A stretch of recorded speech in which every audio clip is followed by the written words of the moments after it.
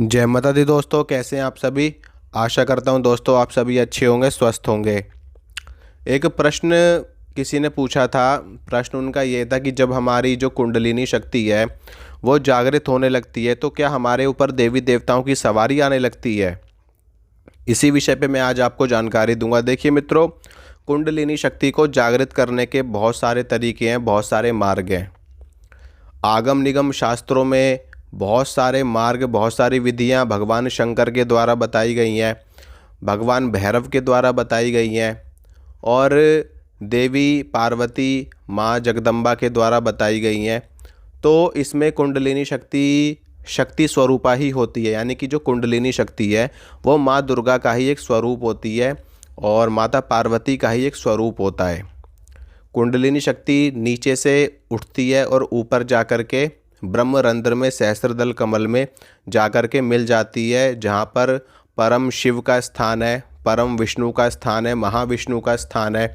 आप कुंडलिनी शक्ति को माता पार्वती कह सकते हो और सहस्रार चक्र को भगवान शिव कह सकते हो, जहाँ पर शक्ति शिव से जाके मिल जाती है। इसी प्रकार से आप इसको माता लक्ष्मी और भगवान विष्णु कह सकते हो, जहाँ पर माता लक्ष्मी भगवान विष्णु से मिल जाती हैं। इसी प्रकार से माता महासरस्वती कह सकते हो, जहाँ पर वो भगवान ब्रह्मा जी से जाकर के मिल जाती है। तो शक्ति शिव से जाकर के मिलती है तो वहीं पर पूर्णता मानी जाती है। वहीं पर जाकर के एक साधक का जो परम स्थान है, परम आनंद की अनुभूति एक साधक को होती है और समाधि, महासमाधि की अवस्था यहीं से प्राप्त होती है एक साधक को। अब कुंडलिनी शक्ति को जागृत करने के लिए आप कौन से मार्ग का चुनाव आपने किया है। आप मंत्र साधना कर रहे हैं, आप तंत्र साधना कर रहे हैं, या फिर आप योग कर रहे हैं, या फिर आप ध्यान कर रहे हैं, या फिर आप तपस्या कर रहे हैं, या फिर आप व्रत कर रहे हैं, या फिर आप इन शक्तियों को सवारी के रूप में जागृत कर रहे हैं। वास्तव में होता क्या है कि जो देवी देवताओं की सवारी होती है वो एक साधक के ऊपर निर्भर करता है कि वो देवी देवताओं की शक्तियों को सवारी के रूप में लेना चाहता है या फिर एक सामान्य रूप से वो देवी देवताओं की शक्तियों को साक्षात रूप से लेना चाहता है, साक्षात्कार करना चाहता है, या वो चाहता है कि मेरे शरीर पे सवारी आए, या फिर वो ये चाहता है कि मैं सवारी नहीं लेना चाहता, मैं सिर्फ देवी देवताओं को पूजना चाहता हूँ, उनकी शक्तियों को सिद्ध करना चाहता हूँ, उनके मंत्रों को सिद्ध करना चाहता हूँ और उनके दर्शन करना चाहता हूँ, मुझे सवारी नहीं चाहिए। तो ये पूर्ण रूप से आपके ऊपर निर्भर करता है कि जब आप साधना कर रहे हो, मंत्र की साधना कर रहे हो, तो उस अवस्था में, उस जगह पर, उस संकल्प में आप माता रानी से ये प्रार्थना करोगे या भगवान शिव से प्रार्थना करोगे कि हमें आपकी सवारी नहीं चाहिए, हम सिर्फ़ और सिर्फ आपकी कृपा प्राप्त करना चाहते हैं, आपका साक्षात दर्शन करना चाहते हैं, आपका स्वप्न में दर्शन करना चाहते हैं या आपका आशीर्वाद चाहते हैं। अगर आप सवारी के रूप में उनकी शक्ति को मांगोगे तो आपको सवारी मिल जाएगी। और सवारी में मैं आपको पहले भी कहता था, आज भी कहता हूँ कि कभी भी देवी देवताओं की सवारी नहीं आती है हमारे शरीर पे। सवारी का मतलब होता क्या है कि वास्तव में आपको समझना पड़ेगा। जैसे कि माँ दुर्गा है, वो सिंह की सवारी करती है, यानी कि शेर की सवारी करती हैं। माता शीतला है, वो गर्दभ की सवारी करती है, यानी कि गधे की सवारी करती है। ठीक है। भगवान शिव है, वो बैल की सवारी करते हैं, तो बैल उनका वाहन हो गया है। तो इसी प्रकार से होता क्या है कि माता काली है, माता काली प्रेत की सवारी करती हैं, माता चामुंडा प्रेत की सवारी करती हैं। तो होता क्या है कि जब आप देवी देवताओं की सवारी मांगते हो तो वहाँ पर क्या होता है कि उनकी शक्ति का मान लीजिए एक छोटा सा अंश आप उसमें उनको, उनकी यक्षिणियाँ आ सकती हैं आपके शरीर पे, उनकी योगिनियाँ आपके शरीर पे आ सकती हैं, उनके दूत आपके शरीर पे आ सकते हैं, लेकिन जो देवी देवता हैं वो शरीर पे नहीं आते हैं। अब आप ये सोचो कि हनुमान जी आपके शरीर पर आ गए, तो हनुमान जी शरीर पे नहीं आते हैं कभी भी। हनुमान जी के जो दूत होते हैं, जो उनके साथ में ब्रह्म प्रेत चलते हैं, ब्रह्म पिशाच चलते हैं, बड़े बड़े वीर चलते हैं, बड़े बड़े जिन्न चलते हैं, वो सभी शरीर पे खेलते हैं। ठीक है, हनुमान जी कभी भी शरीर पे नहीं आते हैं। अब आप बोलने लगो कि हमारे ऊपर भगवान शिव आ गए, भगवान राम हमारे ऊपर आ गए। अच्छा ये बताओ कि सबके ऊपर हनुमान जी ही क्यों आ रहे हैं, सबके ऊपर माता काली ही क्यों आ रही हैं, सबके ऊपर माँ दुर्गा ही क्यों आ रही हैं। ठीक है। और भगवान श्री कृष्ण क्यों नहीं आ रहे किसी के ऊपर, भगवान विष्णु क्यों नहीं आ रहे किसी के ऊपर, भगवान ब्रह्मा क्यों नहीं आ रहे किसी के ऊपर। तो ऐसा नहीं होता है। कोई भी बड़ी शक्ति, कोई भी महाशक्ति, कोई भी महाविद्या हमारे शरीर पे नहीं आती है।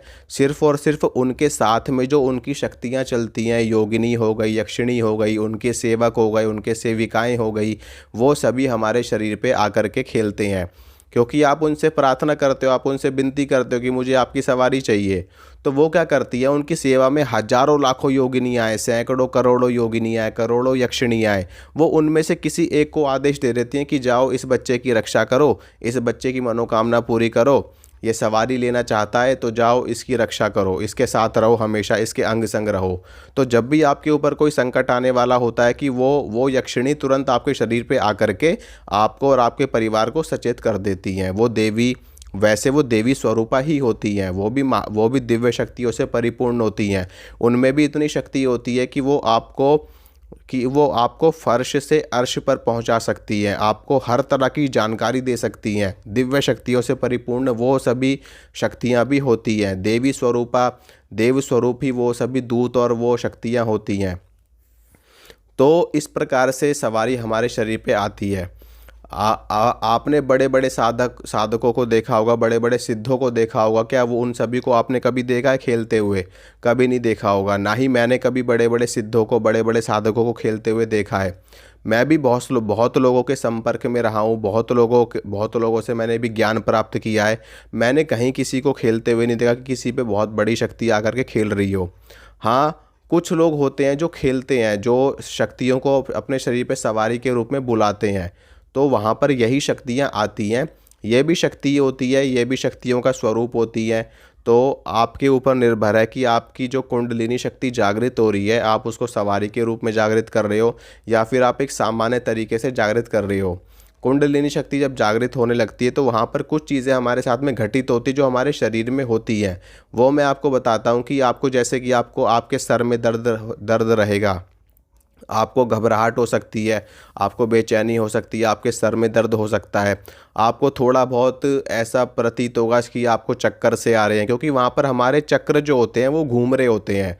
तो जब चक्कर घूमते हैं तो हमें भी हल्का सा, हमारे शरीर में भी हमको हल्का सा चक्कर महसूस होता है, हल्का सा आपको दर्द महसूस होगा आपकी रीढ़ की हड्डी में, आपको ठंडा गर्म महसूस होगा, आपको खुशबू भी आएगी और कभी कभी आपको स्मेल भी आएगी, बदबू भी आएगी। तो इस तरह की चीज़ें आपके साथ में घटित होती हैं। ये शरीर में लक्षण आपको खुद ब खुद दिखाई देंगे जब आपकी कुंडलिनी शक्ति जागृत होनी शुरू हो जाएगी। ठीक है, लेकिन इस तरीके की चीज़ ऐसा नहीं होता है कि आपकी कुंडलिनी शक्ति जागृत हो रही है और आपको सवारी आने लगी। नहीं, ये चीज़ तो आपके साथ में खुद ब खुद होगा कि जब आप इस चीज़ को करोगे तब। आपकी इच्छा के ऊपर निर्भर करता है कि आप सवारी लेना चाहते हो या नहीं लेना चाहते। आपके ऊपर अगर ऐसा कुछ आपको ऐसा फील हो रहा है तो आपको उसी टाइम अपने आप को अलर्ट कर लेना है, अपने आप को रोक देना है, क्योंकि आप जानते हैं कि क्या सही है और क्या गलत है। तो ये चीज़ है, कुंडलिनी शक्ति जागृत करो, सिद्धियां करो, मंत्रों को सिद्ध करो, देवी देवताओं का साक्षात्कार करो, उनका स्वप्न में दर्शन करो, उनके साक्षात रूप से दर्शन की कामना रखो, सिद्धियां करो, हर जगह साधना करो, कोई दिक्कत नहीं है। लेकिन अगर आप सवारी लेना चाहते हो तो ये आपकी इच्छा है, आप ले सकते हो। उनकी शक्तियां आपको प्राप्त होंगी, माता रानी की, देवी देवताओं की शक्तियां आपको मिलेंगी और आपको आपका कल्याण भी होगा इससे। बाकी आप आगे जैसे आपको उचित लगे आप वैसा कर सकते हैं। ठीक है मित्रों, आशा करता हूँ मित्रों जो जानकारी मैंने आपको दी आपको अच्छी लगी होगी, आपको पसंद आई होगी। मिलूंगा आप सभी से अगली वीडियो में। जय माता रानी की।